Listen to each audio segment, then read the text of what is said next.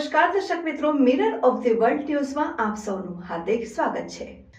શિયાળામાં સવારે શહેરીજનોનું સ્વાસ્થ્ય માટે સયાજીબાગમાં કસરત કરવા અને ચાલવા ઘસારો। હાલમાં શિયાળાની ઋતુ ચાલી રહી છે, ત્યારે સ્વાસ્થ્ય માટે સર્વ પ્રકારે ઉત્તમ ગણાતી ઠંડીની આ મોસમમાં શહેરના બાગ બગીચામાં શહેરીજનો કસરત, યોગા અને ચાલવા માટે મોટી સંખ્યામાં જોવા મળી રહ્યા છે। પહેલું સુક્ત જાતે રહ્યા તે ઉક્તિને સાર્થક કરતા શહેરીજનો શિયાળાની વહેલી સવારે સયાજીબાગ સહિતના બાગ બગીચાઓમાં કસરત અને યોગા માટે ચાલવા દોડવા માટે મોટી સંખ્યામાં જોવા મળી રહ્યા છે।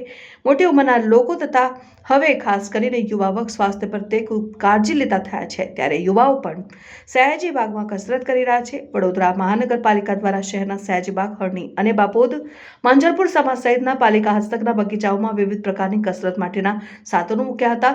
તે સાધનો થકી લોકો પોતાના શરીરના સ્વાસ્થ્ય માટે વિવિધ કસરતો કરતા સવારે જોવા મળી રહ્યા છે।